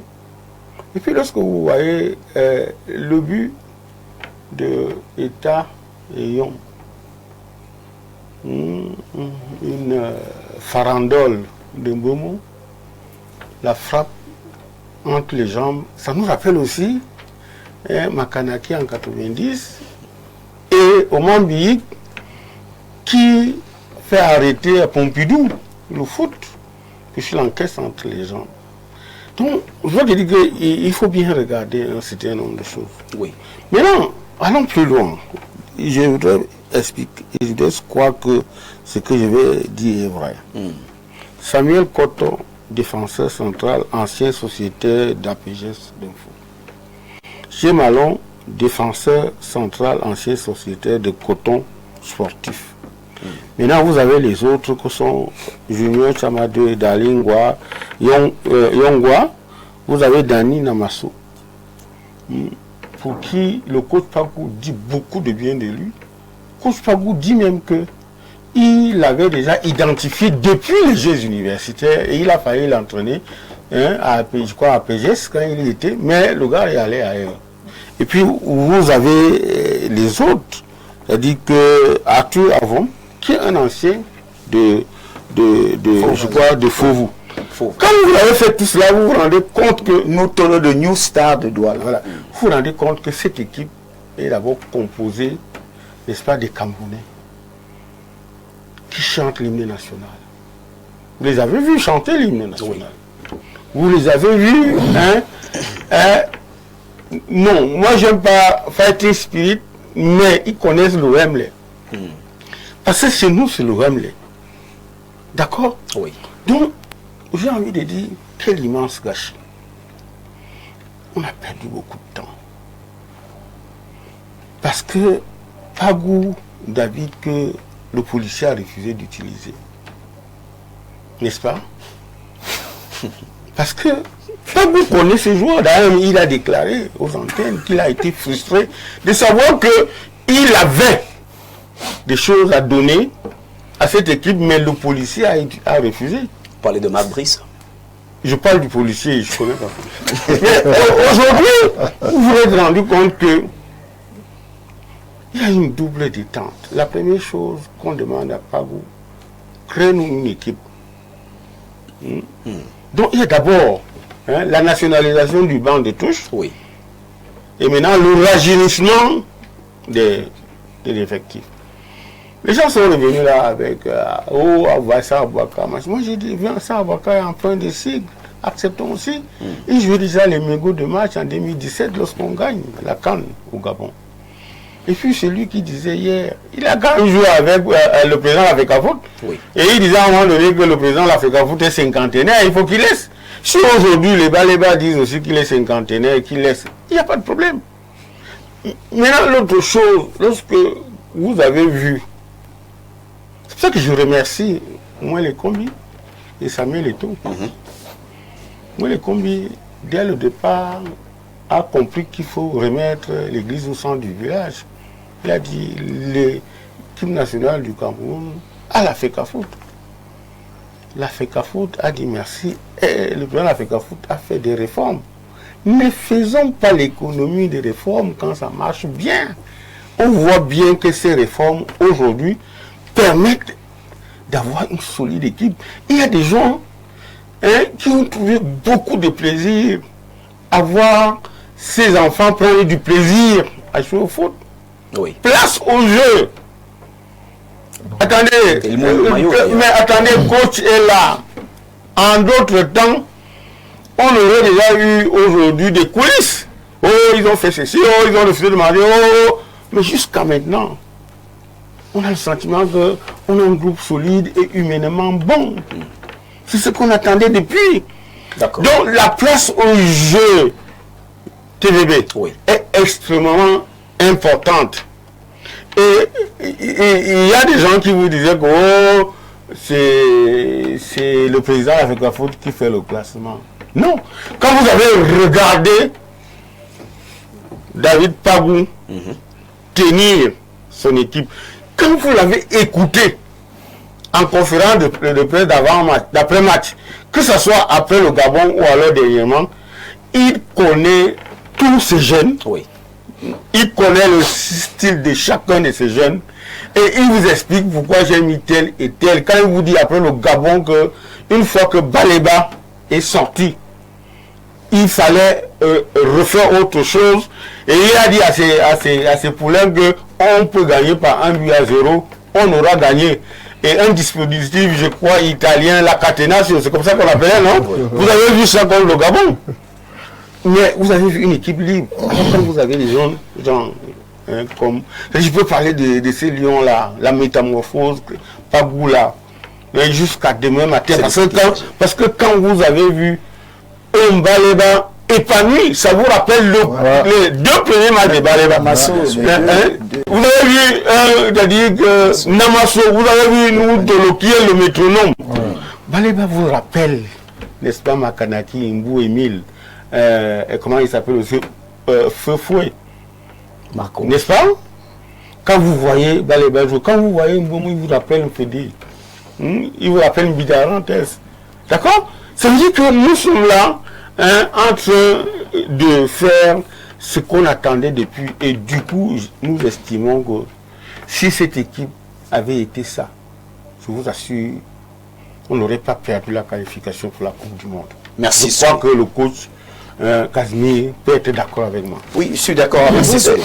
Parce qu'en fait, on a quand même souvenance qu'il y a quelques mois, cette équipe était moribonde. Aujourd'hui, elle est une équipe révoltée. C'est une équipe... Oui, une équipe qui dégage permanemment un jeu en bloc équipe, c'est pas divisé. Vous ne verrez pas un joueur aller attaquer seul ou défendre seul. J'ai une parfaite illustration de ce que je dis à travers une ou deux images lors du match aller. D'ailleurs, si le Gabon va sortir la compétition aujourd'hui, c'est à Côte des Lions, l'impact de ce match a eu des conséquences sur... des conséquences fâcheuses. Oui, contre... Donc quand vous regardez un Dali Yongwa, qui est défenseur excentré gauche, qui se retrouve en situation d'attaquant sur le flanc droit vers le point de corner, et à la paire de balle, vous refait une course de près de 30 mètres, l'équivalent de 7 à 8 minutes d'un match. Cet état d'esprit-là, on a envie de se poser la question de savoir, et c'est Soul qui le disait, sont-ils allés prendre ça au ciel? Non. C'est que l'environnement autour des Lions était le véritable handicap. Quand ces garçons s'épanouissent aujourd'hui, c'est parce que l'environnement est sain. Et c'est pour ça qu'il m'a rappelé ce que j'avais dit dans une radio. C'est-à-dire que les Lions aujourd'hui semblent être en phase avec la nature. Et quand vous êtes dans la vie, quand vous êtes en phase avec la nature, la réussite est au maximum. Merci. Donc cette équipe des Lions aujourd'hui n'est plus moribonde. Justement parce qu'autour des Lions, de plus en plus, les gens y croient. Et quand ils croient autour des Lions, même à l'intérieur, ils croient, ils osent. Il y a une image forte au niveau des stats. Le jeune défenseur camerounais Koto, elle est un des défenseurs qui est touché le plus grand nombre de ballons, pas parce que ce sont les adversaires qui lui donnaient, mais parce que dans son style, les ondes négatives se sont dispersées, se sont éloignées, se sont rabattues vers lui, les ondes positives, si bien que chaque fois, le ballon lui revient, même quand il n'a pas besoin. Et avoir un défenseur qui peut toucher autant de ballons et faciliter la sortie de balle, donner le tempo. Aujourd'hui, dans l'équipe nationale du Cameroun, c'est le défenseur qui donne le tempo. Contrairement à d'autres équipes où ce sont les joueurs dans l'entrejeu qui donnent le tempo. La défense camerounaise donne le tempo aujourd'hui. Comme pour dire, quand vous êtes sérieux comme au lycée, vous êtes sûr que vous aurez votre bac. Mais au lycée, quand vous étiez indiscipliné, vous saviez là où vous devez être. C'était au conseil des disciplines. Merci. Eh bien, Alain Douka, vous qui parlez tout le temps de nationalisation du banc de touche camerounais, est-ce qu'on va dire aujourd'hui que c'est cette nationalisation qui porte des fruits? Parce que autour, il y a une énergie qui se fédère, parce que Pagou n'est pas seul, il est accompagné bien sûr d'autres Camerounais qui l'aident dans cette dynamique. Cette nouvelle dynamique que nous observons, la belle ambiance que nous voyons au sein de l'Atelier des Lions Indomptables, on doit dire que vous avez vu juste lorsque vous parlez de cette nationalisation du banc de touche camerounais. Oui, je dois dire qu'au sujet de la nationalisation, même si nous venions à en rester à ce résultat, s'il faut continuer dans la nationalisation, dans ce que nous sommes moi je suis tranché là-dessus, bien sûr. Il y a eu une fausse polémique, vous vous rappelez aussi. Oui. On a commencé à dire, mais pourquoi on a enlevé certains cadres, certaines personnes, etc. Pourquoi on a élagué de cette façon pour prendre quelque chose de totalement nouveau? J'ai dit, écoutez, dans le management, la plupart du temps, le leadership, un leader a une vision. Et la plupart du temps, les suiveurs pourraient ne pas comprendre sa vision. Laissez-le aller jusqu'au bout de sa vision, qu'il soit confronté à ses choix et aux conséquences de ses choix. Parfois, comme les hommes ont horreur, c'est démontré dans la théorie du management que les hommes n'aiment pas le changement. La plupart du temps, quand vous venez même avec du changement, même s'il est positif, les gens réchignent. Il a laissé le monsieur faire ce qu'il a par rapport à la vision. Et nous voyons que vous ne tarissez pas d'éloges pour la nouvelle dynamique, la nouvelle gouvernance de notre équipe nationale. Samuel Eto'o, donc, à ce sujet, je serais peut-être celui qui a sur le plateau le triomphe le plus modeste, mais je pense qu'il est à féliciter. Il a eu, notamment sur le match et la façon de jubiler, le triomphe modeste, moi-même, je l'aurais eu. Si d'entrée de jeu comme ça, il fallait commencer par cette espèce de choc où c'est nous qui encaissons d'abord, bon, là on se dit, c'est pas comme ça qu'on souhaite que ça commence. Ça fait pas de temps que tout le monde voulait d'entame être celui qui ouvre le score et puis qui gagne le cap, dirige toute la rencontre, voilà, domine sur l'adversaire, mais c'était pas le cas. Bien, vous savez, on ne construit pas le monde sur des si. vous allez prendre, je ne sais pas moi, X fois le poteau, X fois la barre transversale. Si au terme de la rencontre, il n'y a que le but là qui était resté, vous avez perdu. C'est sûr. Et vous, vous avez perdu les points en question. Exact. Et si c'est éliminatoire, vous restez. Donc, on a besoin donc de rester sur les enjeux liés à la réussite et à la concrétisation. Maintenant, dans l'ensemble, moi j'ai quand même, au-delà du satisfecit qui est celui que nous avons tous, quelques réserves quand même. Oui. Et il ne faut pas que, quand ça marche, nous sommes là à turiférer beaucoup trop au point où on occulte aussi ce qui n'a pas marché. Parce que moi, sur une plage de temps qui va de la demi-heure de la première mi-temps jusqu'à la fin de la première partie et encore jusqu'au moins les 15 premières minutes de la seconde partie, je vous dis qu'il y avait cette espèce d'incohésion dans le jeu. Au niveau, le problème c'était le milieu de terrain. Non, c'est justifié. D'accord. Si vous le permettez, je vais vous expliquer. Non, vous êtes le technicien, je vais vous donner la parole. Là, je fais mon analyse totalement profane. Cohérent d'ailleurs. Voilà. Et j'ai vu à ce moment-là qu'on avait énormément de difficultés à faire passer le ballon de la ligne défensive, gardien de but, ligne défensive, et puis conserver le ballon sur cette plage-là et porter la menace au niveau au-delà de la ligne médiane. Et ça s'est fait remarquer, moi je l'ai vu. C'était décousu. Ok, vous allez parler. Pourquoi vous voulez qu'on parle? Tout ça Attention, les techniciens, c'était important.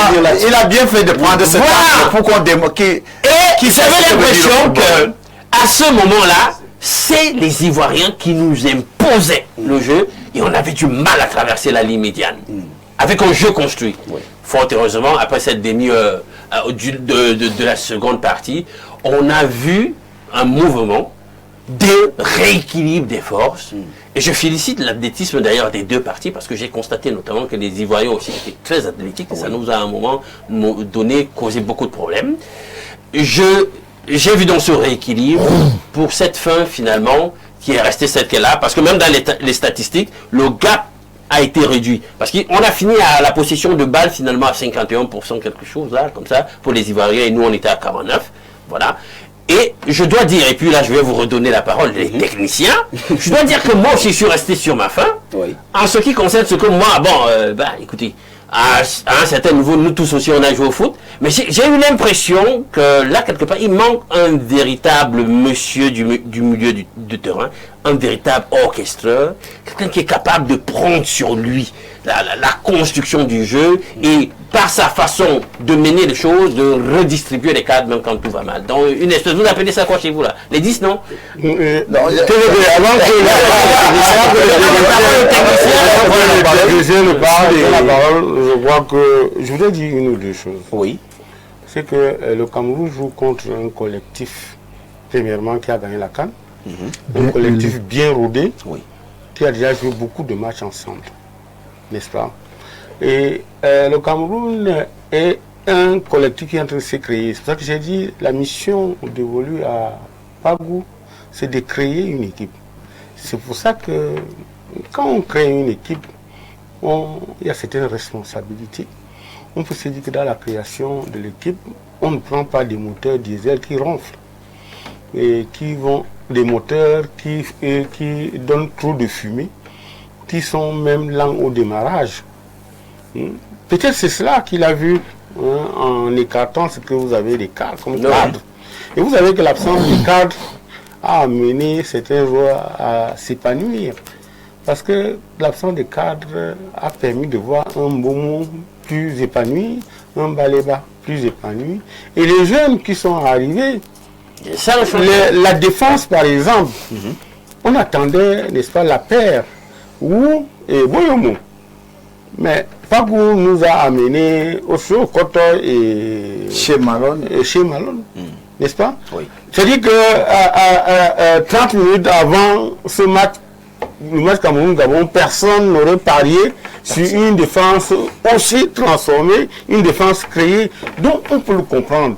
Maintenant, vous savez, le professeur Jean Tabi Manga avait une formule de dire qu'on peut construire le pont à l'autre traversant. Donc, Pagou est en train de créer une équipe en jouant.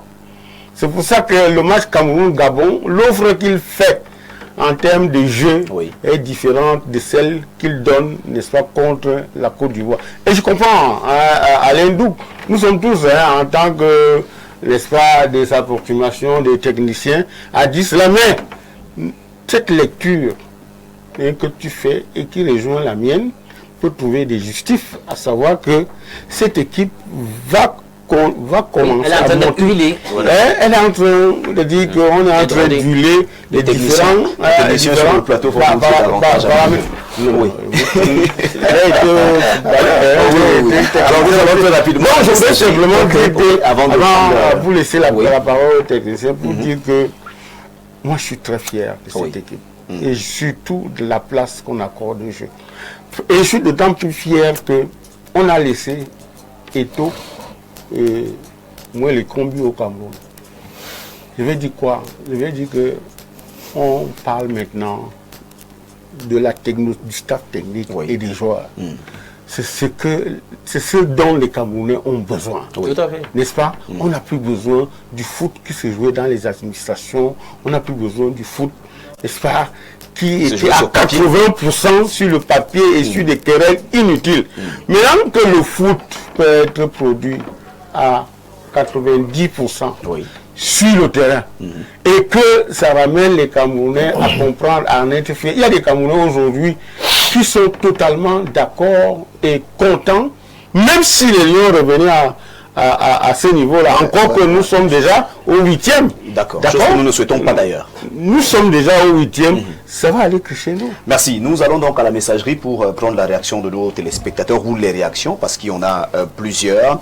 Depuis qu'on a remis l'équipe à celui qui tirait les ficelles du désordre en cachette, la sérénité est revenue. C'est Casso Bertin à Berthois qui nous écrit ce jour. Alors nous prenons cet autre message. Bonjour, je me nomme Gérald Quentin, j'écris depuis Mbangassina. Vraiment pour moi, je suis très content du match nul du Cameroun face à la Côte d'Ivoire. Vraiment, le Cameroun peut arriver avec cette CAN jusqu'en finale, si possible. C'est Gérald qui nous le dit ce matin. Nos joueurs iront trop loin. C'est Cyril depuis Olamdoui. Voilà, Cyril qui nous dit que nos joueurs iront trop loin. Nous allons du côté de WhatsApp pour prendre également ces réactions de nos téléspectateurs. Bonjour, Espace Miné, très bonne émission. Sous notre chapeau est où? Ça devrait bien rimer avec ton new look. Je ne vois pas bien ta face. Voilà, malheureusement le téléspectateur n'a pas signé, hein, mais il fallait bien lire ce message parce que ce téléspectateur s'interroge où est passé le chapeau. Le chapeau russe. La Tchapka Ushanka. Je la porterai la prochaine fois. Voilà. Il y a Eric Franck qui nous dit qu'ils doivent garder cette confiance collective. Avec ça, je crois qu'ils peuvent être champions de la CAN cette année. Il parle bien sûr des Lions indomptables. Un autre message. Je vous envoie mon renversant bonjour au lendemain de la prestation ô combien laborieuse de nos Lions. Où est passé le sac de modérateur perfecto? Il nous manque déjà. C'est Moïse Yongwa qui nous écrit à Douala. Il faut dire que Parfait ici reviendra très bientôt après son congé, donc tenez-vous tranquille, il sera des vôtres dans quelques jours seulement. Pour répondre à cette interrogation problématique, les Lions indomptables du Cameroun ont des ambitions pour la CAN 2025. Après une victoire convaincante face au Gabon, ils étaient prêts à affronter la Côte d'Ivoire, championne en titre, ce dimanche dernier à Marrakech. Mais alors, leur parcours jusqu'à présent, victoire contre le Gabon, match nul contre la Côte d'Ivoire. Leur objectif, se qualifier pour les huitièmes de finale et pourquoi pas aller plus loin. Les Lions indomptables ont montré leur force et leur détermination. S'ils continuent sur cette lancée, ils pourraient aller loin dans la compétition et remporter le trophée. Merci donc à Baudel Fils qui nous écrit ce matin et qui revient avec cette réaction. Ibrahima, depuis la région du Soleil Levant, nous écrit. On l'appelle également Baudel Fils. Awal, voilà. Ah, c'est Awal qui revient. Awal dit que c'est lui qui n'a pas vu ton chapeau, qui ne voit pas ton chapeau ce matin. Donc c'est Awal, il revient de donner son nom. Cet autre message, bonjour Info TV, très bonne émission et félicitations par rapport au Lion. Je pense qu'il faut éviter de tomber dans le triomphalisme. Il faut dire que nous sommes très chanceux jusque-là. Jean Lévy estime que nous sommes très chanceux jusque-là. Il faut dire que nous sommes très chanceux jusque-là, sans rien enlever à la qualité des jeunes joueurs. Je pense qu'il y a encore trop à faire pour être à la hauteur de cette compétition. C'est Jean Lévy depuis Niété, par Kribi. Il estime qu'il y a encore beaucoup à faire pour être à la hauteur. Donc, d'après lui, les Lions ne sont pas encore à la hauteur de cette pour avoir fait compétition. Avec le détenteur du trophée. Ah, ça. Ça dit que vous êtes un enfant de 6e, vous allez tituler un garçon de première. Vous trouvez que cet enfant, il a encore du chemin. Ça dit quand vous pouvez rivaliser, quand un enfant de 6e peut rivaliser avec un gars de première, mais il mérite bien entendu. Il faut lui dire que les gars, les spécialistes des pronostics qui croient qu'ils peuvent inventer la roue n'ont même pas classé le Cameroun parmi les favoris. Ils ont dit que c'était un outsider. Mais faites attention à ce Cameroun-là. Vous ne pouvez pas dire, même si elle est transformée, une équipe qui a gagné 5 ans, un grand nombre de participations à la Coupe du Monde, et vous dites que le Cameroun n'est pas favori. Je tenais quand même bien remarquer ça, parce que là on était aussi dans les messages, parce que le coach est quand même resté debout toute la confrontation. Oui. Mais Alain Douk, c'est-à-dire, c'est cet esprit-là. Les gens, quand quelqu'un en veut, on sent qu'il en veut, et il va transmettre ça à ses troupes. Et ça va donner on n'a plus un mien sur le banc de l'image que vous venez de... Ce que vous venez de dire tout à l'heure est pertinent. Les approches pédagogiques de management d'un match. Voilà. Parce que ce qu'on ne dit pas assez aux téléspectateurs, c'est qu'en sélection nationale, pour les équipes nationales, on n'entraîne pas. On manage. Oui. Vous n'avez pas le temps d'entraîner. Vous avez le temps d'associer les compétences pour qu'il y ait de la coordination, qu'il y ait de connexion. Et je voudrais rappeler quelque chose de très important. C'est le paradoxe du football. Le football, on peut prendre un Gourma Pobi de Tundila tout à l'heure, gagner Canon de Yaoundé. Oui. Mais en handball, en basketball, le fort reste le fort. Quand vous regardez une équipe de la Côte d'Ivoire, quand vous prenez le contenu Cameroun-Gabon, vous prenez le contenu Cameroun-Côte d'Ivoire, si on demande à quelqu'un de dire où était le meilleur contenu, ça serait très difficile. Il y a un qui va voir seulement la victoire. Mais je puisse vous assurer que quand vous regardez ce que le Cameroun a proposé face à la Côte d'Ivoire, c'est largement au-dessus de ce que le Cameroun a proposé en gagnant le Gabon. D'accord. Alors c'est véritablement le paradoxe du football. Oui. C'est-à-dire les gens regardent la performance très rarement. Ils regardent seulement le résultat. Oui. Mais si vous regardez le contenu que le Cameroun a proposé devant la Côte d'Ivoire, comment ne pas s'en réjouir? On ne veut pas savoir ce qui se passera demain, mais au moins les indications, ce match donne des indicateurs qui rassurent, même si demain ça peut être autre chose, mais on a le devoir de convoquer d'abord le match que nous avons vu hier. C'est celui-là. Qu'est-ce que les Camerounais nous ont proposé? Était-il en dessous, ont-ils... Non, on a vu une équipe camerounaise rivaliser d'adresse avec un champion d'Afrique en titre. Pourquoi ne pas s'en réjouir? Alors Ludovic, il y a l'un d'eux qui a essayé de présenter ici le constat qu'il a eu à faire pendant une période de match. Parlons bien sûr de ces milieux de terrain. Qu'est-ce que vous donnez comme explication sur le plan technique? Oui, Alain Dou, j'ai beaucoup de respect pour votre intervention, mais vous devrez savoir que le football, il est comme il est. Dans le football, il n'y a pas de hasard. Dans le football, on ne triche pas. Il n'y a même pas de la chance, comme les gens disent. Dans le football, c'est pas la chance. Voilà, c'est la réussite. Et déjà, je vais tirer un grand coup de chapeau au coach, parce que le coach l'a si bien dit tout à l'heure. C'est vrai que les téléspectateurs, beaucoup ne sont pas attentifs. C'est un peu dommage. C'est la raison pour laquelle moi, je n'ai pas voulu intervenir dans les messages et tout, parce que par moment, je trouve que ça ne vaut pas la peine. Quand un supporter arrive, tout ce qu'il veut, c'est le résultat. Oui. Il ne cherche pas à savoir si vous avez bien dormi, si vous avez des soucis. Mais ce que vous oubliez, c'est que ces acteurs-là sont aussi des êtres humains. Ils ont des soucis. Bon, bref. Le coach est là. Il y a un adage qui se dit dans le monde du football. Quand ça finit dans les jambes, ça monte dans la bouche. Oui. Et le footballeur, il est là pour jouer, il n'est pas là pour faire la politique. Le coach Pagou a pris un groupe. En moins d'1 mois, il a constitué ce qu'il a constitué.